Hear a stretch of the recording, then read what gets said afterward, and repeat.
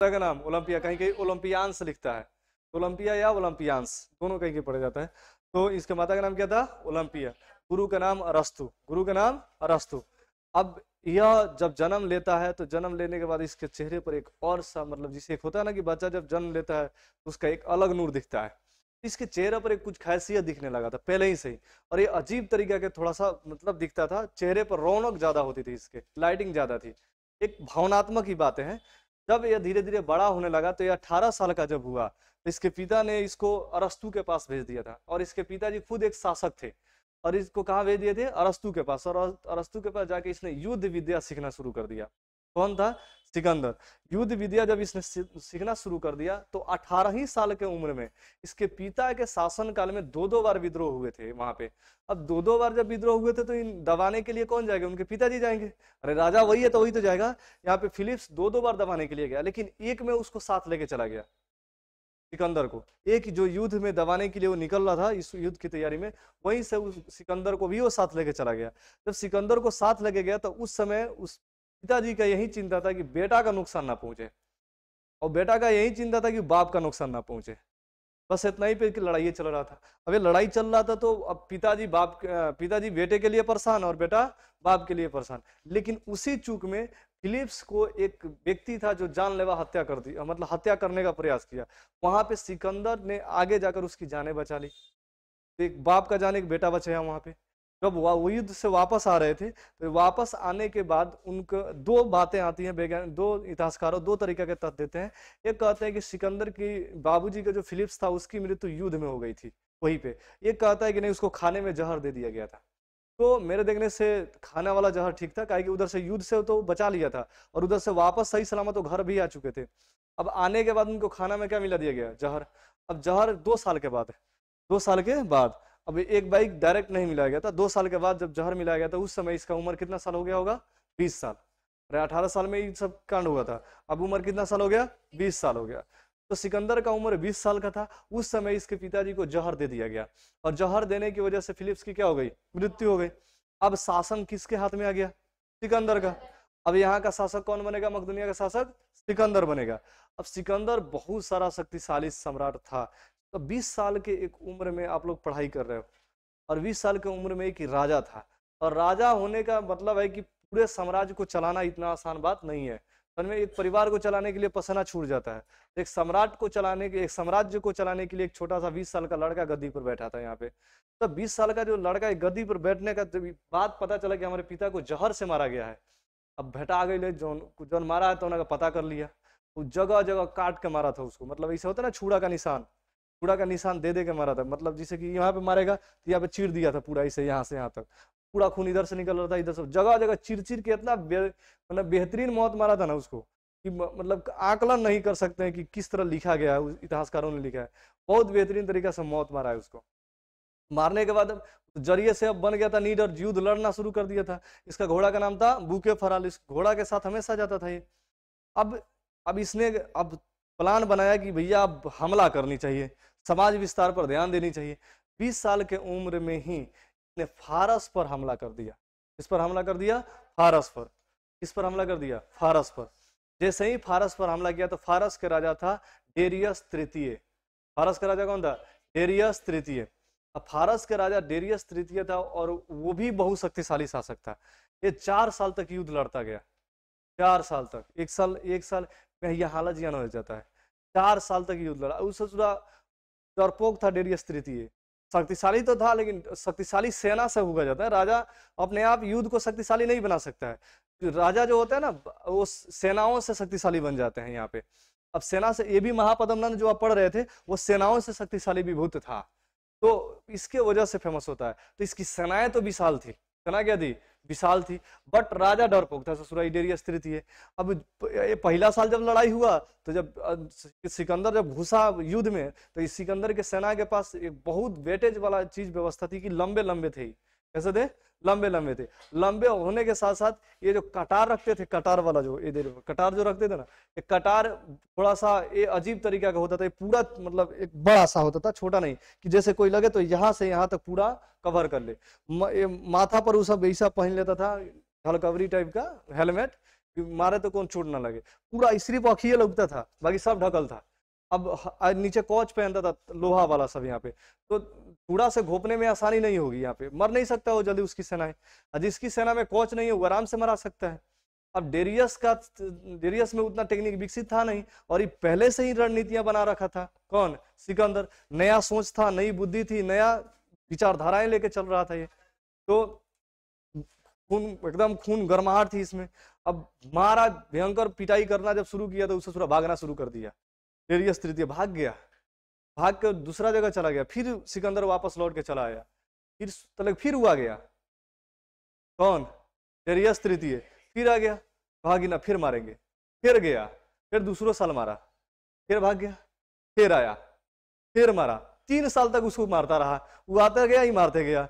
अब तबाह तबाह मियाँ ससुरा नो मारा भेटा रहा है ना, मगर मार पा रहे हैं। अब कहा कि ये काम करते, जहां भागेगा तहां खेदेर के मारेंगे। अब सिकंदर घुस गया सेना लेके। अब भागते भागते एक सख्तरी नाम का एक जगह था, वहां पे जाके घुस गया वो। कौन? डेरियस तृतीय। 330 ईसा पूर्व, 330 ईसा पूर्व। वहां तक खेदेर के चोटिया के मारा ससुरा के, डेरियस तृतीय के। और जाके वहां हत्या कर दिया। किसका? डेरियस तृतीय। कौन? सिकंदर। कब कर दिया था? 330 ईसा पूर्व में। कम कर दिया था 330 ईसा पूर्व। अब वहां से जब इसने 4 साल तक लगातार युद्ध लड़ा, और 4 साल लगातार युद्ध लड़ने में सेनाओं की खपत, ताकत, अब हर एक चीज से नुकसान है, राशन वासन बहुत सारे तरीके के इसको नुकसान झेलना पड़ा था। सारा चीज फिर से तैयार किया और फिर से हमला का प्लान बनाया। अब चाहा कि भारत की तरफ रुख करते हैं। किधर की तरफ रुख करते हैं? भारत की तरफ। तो भारत जो उस समय की स्थितियां थी, वो थोड़ा भारत का कुछ, भारत पाकिस्तान और अफगानिस्तान सब क्या था? एक ही में था। भारत पाकिस्तान अफगानिस्तान सब कहाँ था? एक ही एरिया में था। इधर की तरफ पाकिस्तान था, इधर क्या था? अफगानिस्तान था। इधर फारस से वो इधर से युद्ध करके निकल रहा था, तो इधर से यहाँ तक आने में बहुत सारे राजाओं के साथ उसको युद्ध करना पड़ेगा। तो बहुत सारे राजाओं के साथ युद्ध करते करते करते करते वो अफगानिस्तान पहुंचा। कहाँ पहुंचा? अफगानिस्तान। कहाँ पहुंचा? अफगानिस्तान। अफगानिस्तान के जस्ट एंट्री मोड़ पे, बॉर्डर पर एक शासक रहता था, शशिगुप्त शासक रहता था, जिसका नाम क्या था? शशिगुप्त। और शशिगुप्त के पास इसने लव लेटर लिखा सिकंदर।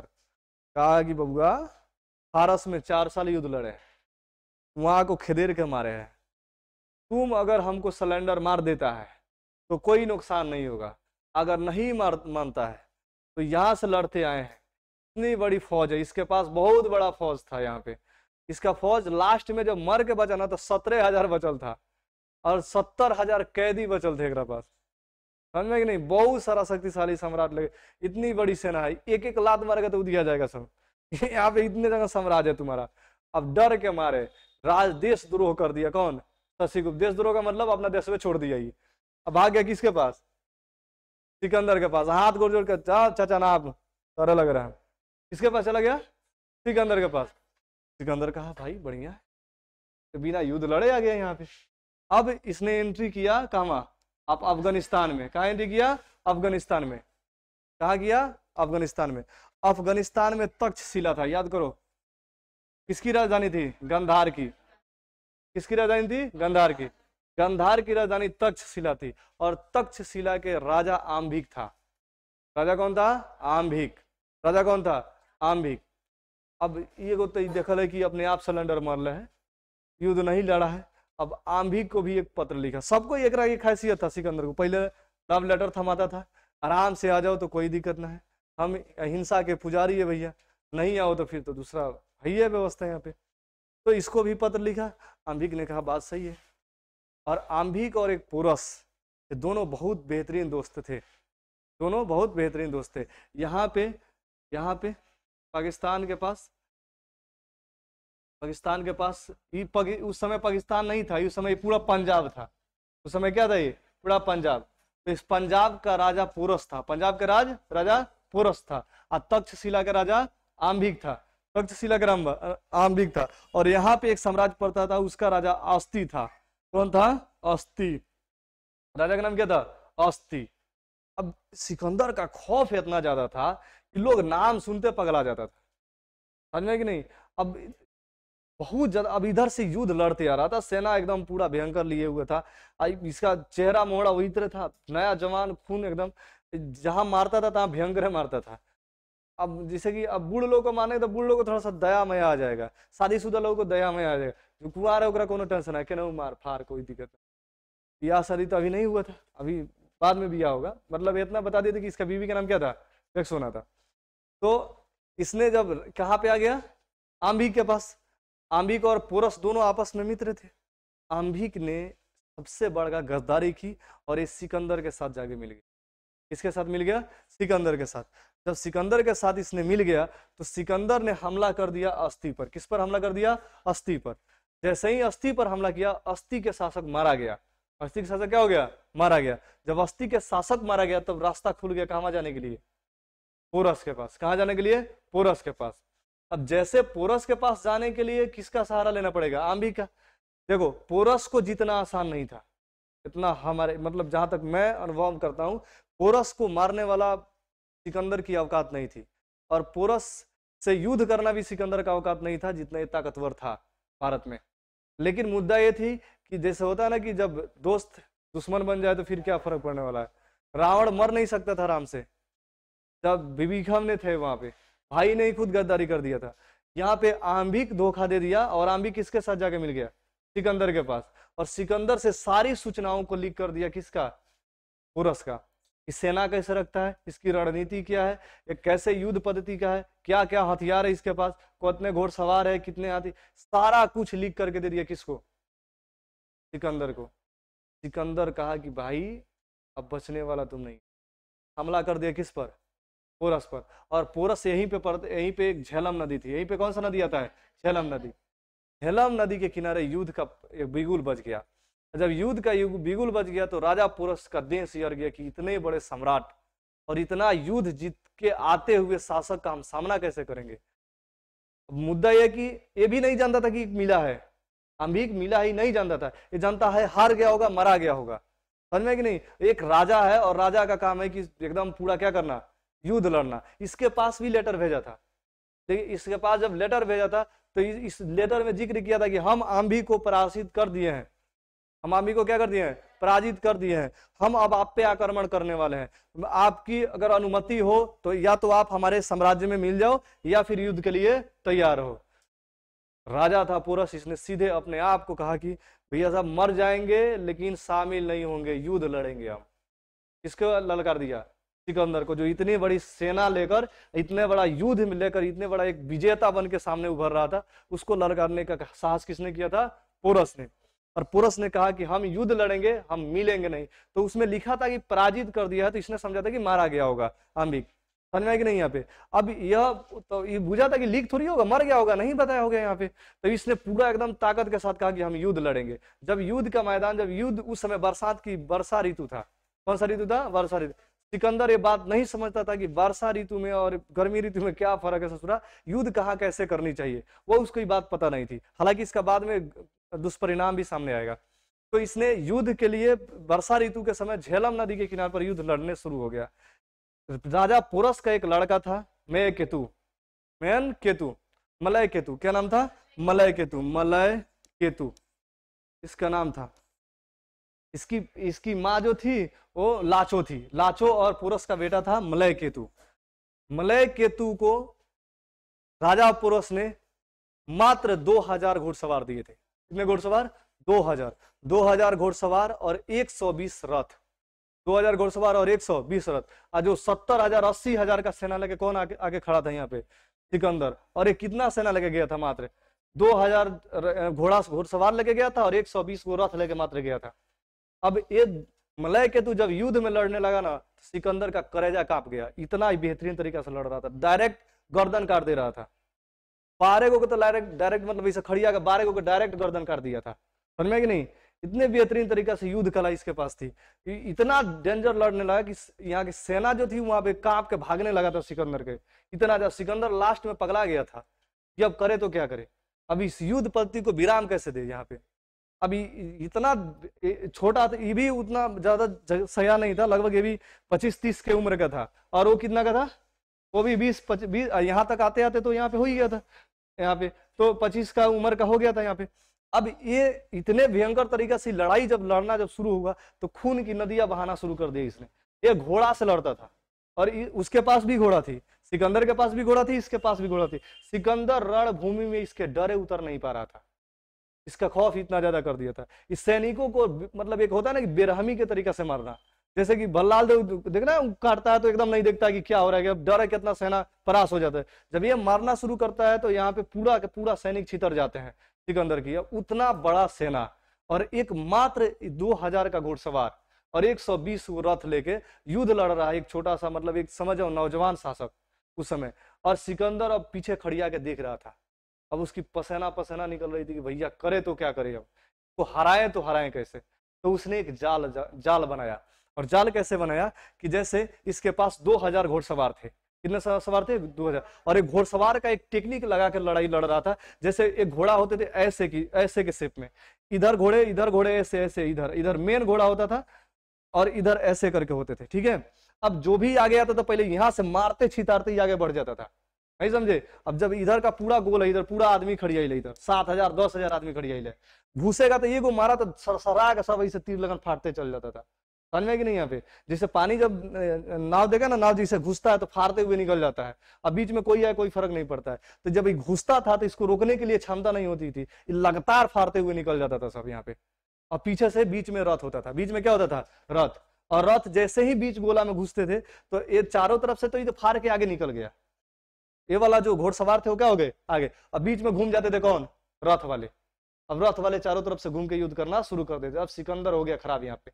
जितना युद्ध तकनीकी सीख के आया था रस्तु से सब लिया गया कि अब क्या करे। अब यहाँ पे अब बीच में रथ लड़ रहा है, चारों तरफ से घोड़ा घूम के मार रहा है। बताओ ना, चारों तरफ से घेर दिया है, चक्रव्यूह ना हो जाता है वैसे फंसा दिया है। बीच में रथ घेर के मार रहा है और चारों तरफ से घोड़ा घूम के मार रहा है। पूरा सेना एक तरीके गोत्री आ गई थी। इसने एक बहुत बेहतरीन तरीका से एक दिमाग पहले ही से लगा के रखा था सिकंदर। इसने 20,000 घुड़सवारों को अलग खड़ा कर रखा था बैकअप में कि अगर सेना फंसेगी तो जाएंगे। यही उसका प्लस पॉइंट था, ना तो ये नहीं मरा था। कौन? मलय केतु। 20,000 सेनाओं को क्या करके रखा था बैकअप में, जिसे होता ना बी प्लान नंबर बी, तो ऐसे छिपा के 20,000 घुड़सवारों को बैक में रखा था। इनके पास कितने थे? 2000 सेना। लास्ट दाव में वो 20,000 सैनिकों को छोड़ दिया। कौन? सिकंदर। और वो चार इधर से लड़ाई चल रही थी, ये लोग का ध्यान अंदर था और बाहर से आके तीर बरसा के इनको मार दिया। और मलय कुत्ते की वहां पे क्या हो गई? हत्या हो गई।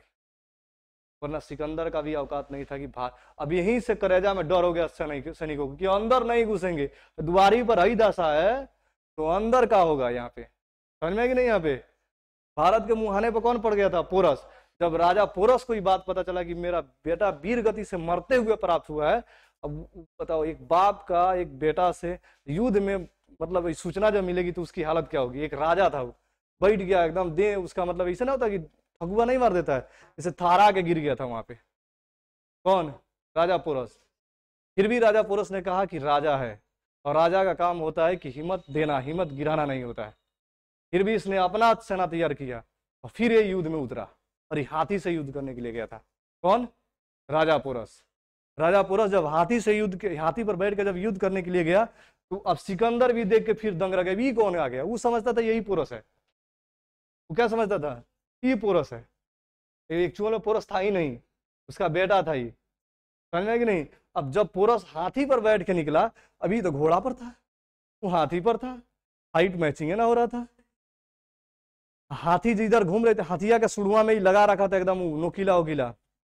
इसे देखो, जैसे हाथी का ऐसे सूंड होता है ना, इसे मान लो ऐसे हाथी का सूंड है, यहाँ पे तलवार बांध रखा था, तलवार, ठीक है। और इधर के तरफ छोटे छोटे इसे खुजरी वाले बांध रखे थे इसे, इसमें हथिया के सुड़ुआ में। ये है ना से जेंग मारती थी ना साफ, है ना से मारी, है ना साफ, बीच में जेना धर लिया सूंड, पहला साफ सैनिकों का। पैर में बांध के रखा था, पर जैसे हाथी का पैर है ना, हाथी का पैर, हाथी का इतना जैसे ठेहुन पलक होता है ना, ठेहुन पलक पैर का नुकीला इसे भाला टाइप का बना के रखा था। ऐसे लात सगर मार दी, चला खत्म। बहुत बेहतरीन तरीका से अपने क्या करके रखा था, हाथी को सजा के रखा था कि इसको कई हाथी पर ही बैठल था तब तक इसको कोई नहीं मार सकता था। इतना ही बेहतरीन तरीका से हाथी को अपना सुरक्षा में रखा था। कौन? राजा पोरस। अभी जब ये उतरा तो युग्र से खतरनाक साबित हुआ। एकरा से अपना बेटा से, बाप था भाई, एकरा बाप था वो, एकरो से खतरनाक। तो घोड़ा से लड़ रहा था, दूसरा हाथी लेके उतर गया वो लड़ाई में यहाँ पे। अब सिकंदर का पसीना छूटना शुरू हो गया, सिकंदर की सेना का हालत खराब। अब सिकंदर परेशान को तो कैसे हूँ एकरा के मारे, अब एकरा के कैसे निपटाए, ये हाथी से लड़ रहा है। तो एक खास प्रकार की केमिकल वहां से व्यवस्था किया। अब कहाँ से भी व्यवस्था किया इसकी कोई चर्चा नहीं है, खास प्रकार का कोई केमिकल होगा या कुछ होगा था इसे। तो हाथी को सुंघा दिया गया, राजा पोरस के हाथी को क्या कर दिया गया, सुंघा दिया गया। ये हाथी पगला गया। अब हाथी जैसे पगलाया तो युद्ध मान लो कि इस तरफ चल रहा था, अब जिसे इस तरफ आप बैठे हो, इधर आप जिसे सिकंदर के सेना हो, इधर से हाथी युद्ध कर रही है, और जैसे ही सुंघाया गया तो उधर से पलट गई हाथी, उल्टा हो गया। जैसे हाथी उल्टा हुआ तो अपने ही सेनाओं को विनाश करते हुए आगे की तरफ भागना शुरू कर दिया। अब कचर कचर की इसकी सेनाओं को मारने लगा, उसका खुद हाथी। राजा पोरस दंग था। राजा पोरस अब गद्दी पर हाथी पर संभाल नहीं पा रहा था कि अब रोके कैसे इसको। अब उसी पीरियड में हाथी से गिर गया। कौन, राजा पोरस। अब जब हाथी से राजा पोरस गिरा तो इसने सिकंदर ने आदेश दिया आंभी को कि जाओ उसको घेर लो। दोस्त था और ये आंभिक जाके उसको चारों तरफ से अपने सेनाओं को लेकर घेर देखा तो कहा कि नजर से नजर मिला के अगर कहा होता तो दोस्त के नाते तुमको जान दे दिया होता, लेकिन ऐसे नौबत नहीं देखना पड़ता। समझ में कि नहीं, एक दोस्त था और खुद दोस्त अपने दोस्त को गिरफ्तार करने के लिए वहां पे पकड़ने के लिए चला गया, जबकि एक देख रहा है कि ये दोस्त अपने वीरता के साथ लड़ रहा है। तो झोंटा पकड़ के, इसे झोंटा समझते ना, केस पकड़ के घिसियाते हुए लेके आया सिकंदर के